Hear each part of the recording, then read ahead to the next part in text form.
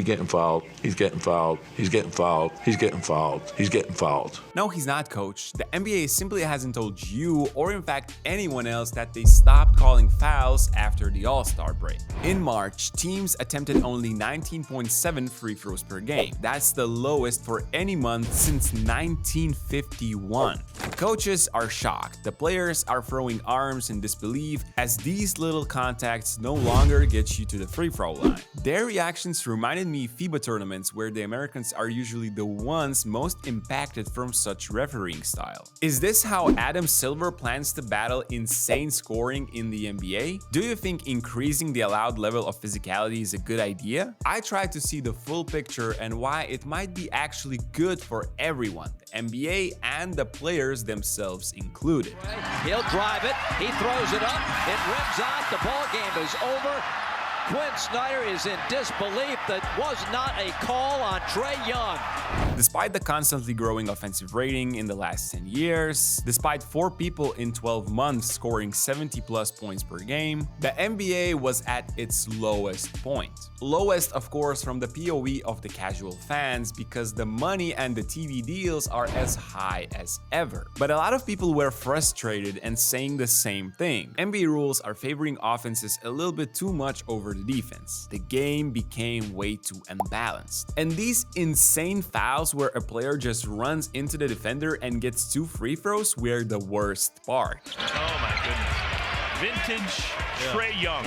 Until the All-Star game happened. All-Star game with no competitiveness whatsoever. At this point, Adam Silver said enough and thought it is time to intervene. But the problem is that neither he nor the NBA actually said anything to anyone. While match officials obviously changed the way they officiate the games, can't get that to go. Not calling bumping into the defenders or contact after shot is released type of fouls anymore, the fans suddenly realized some conversation definitely happened during the All-Star break. Different points of emphasis were made, but not made public to teams or society. The eye test wasn't lying. The stats, however, made it obvious. Fouls, free throw attempts, and offensive ratings, all 3 went downhill after the All-Star break. Before, the range of average fouls per game by a team was from 16.3 to 22. Looking at the last month and a half, this range went down by 2 fouls per game, from 14.5 to 20.1. And by the simple principles of logic, the number of free throws attempted decreased even more dramatically, by around 3 to 4 free throws per game. What this meant: fouls that are not called anymore actually happen on situations where the player is shooting the ball. The most common examples are found in drives to the rim. The stats also show that this secret move by Adam Silver is actually the first thing NBA did in the last 30 years or so to decrease scoring and not the other way around. Looking for a call.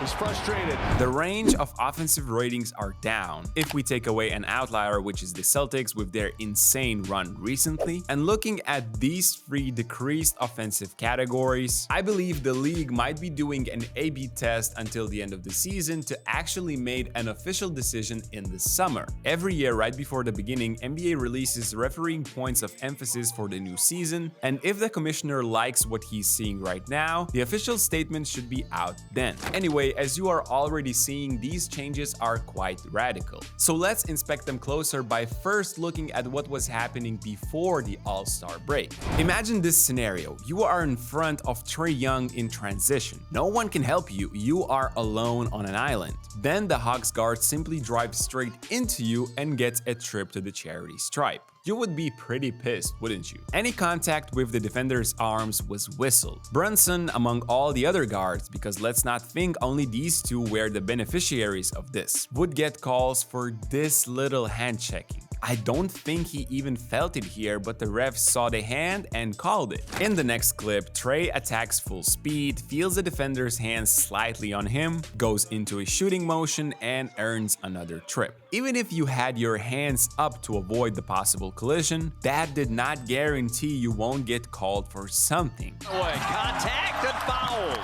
Like literally no contact with the attacker was legal. Young drives in here, a slight bump in between knees is enough for the referee to gift Young 2 free throws. Brunson also used to run or stop, call it whatever you want, into the defenders to earn free throws. Once a small advantage was created, he would retract back, creating the contact out of nowhere, and the refs would blow the whistle in his advantage. The conclusion I'm going to here is quite simple. How the hell were you supposed to play defense? After the All-Star break, the changes seen were drastic. So drastic, the players and coaches still have a hard time adjusting. But before we look into that, a quick shout out to the sponsor of this video, Hostinger. With their help, it is super easy to create and manage your own website. I've tried it, and their AI-powered website builder allowed me, a complete beginner and a person with no coding skills, to have a website that looks absolutely awesome. Hostinger has thought about everything. AI Logo Maker can assist you with the logo, while AI Writer will have your text simpler to find while searching. On top, you can have your website ready in a few minutes and manage it all from your phone. That's how comfortable Hostinger is. So go create your website now and grab an additional 10% discount with our code BNews10. Okay, back to the new rules in the NBA. I personally love it, and I think a lot of you do too. It reminds FIBA basketball, and I remember a lot of NBA analysts saying this is how the game should be officiated after the last World Cup. Yes, guards like Brunson, Young, and Damian Lillard had to adjust the most, but they were among the biggest instigators, and in the first week after the All-Star break, they probably spend more time looking at the officials than actually playing basketball. As a defender, now you are allowed to use physicality to a certain degree when a player is driving towards the rim. Look at Payne bumping Brunson and the Knicks thinking that's an automatic foul. Not anymore, Jalen. Here is another example. Brunson drives in, goes into the defender for a super slight contact, and just throws up a shot thinking it's 2 free throws. I'm loving this no call, as there is absolutely nothing here. Also, I'm personally intrigued by how fast the defenders will adjust. Watch Trey Mann pushing Dame again, but the refs staying silent.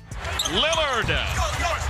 One and done! As crazy as it may sound, but the Stars actually relied on these whistles when the outcome of games depended on it. Down 1 with a couple of seconds remaining, Trae Young tries to drive inside, feels a hand on himself, and immediately starts falling down, selling the contact at the three-point line. I'm glad he doesn't get awarded for this. Basketball is meant to be played with much more physicality. You could basically say hand checking is back, and jumping straight into the defender no longer is a valid strategy. As much as I like Dame, neither of these two situations should be a foul anywhere in the world. If the NBA allowed it to continue, it probably would have meant team scoring on every possession pretty soon. Are you enjoying these changes as much as I do? Defenders given room to operate is actually interesting. And while NBA players themselves might not like it, I honestly believe it will help them. You ask how? For the superstars, those who will represent USA in international competitions, such as the Olympics this summer or the World Cup, higher level of physicality will make the adjustment period to FIBA basketball smoother. Last summer, we saw Team USA having a hard time finishing on plays around the rim when international teams were keeping close contact. So having these rules enforced in the NBA might actually allow to not feel any difference whatsoever. Although initiated without any notice to anyone, I think the NBA and Adam Silver have made a step into the right direction. Allowing FIBA-like type of physicality on defense means less whistles, a better flow for the game, and increased chances for defense getting a stop. And that's exactly what the majority of NBA fans have been missing recently. Do you agree these changes are for the better? Let me know in the comment section down below. Don't forget to drop a like and subscribe to our channel, and I'll see you in the next one.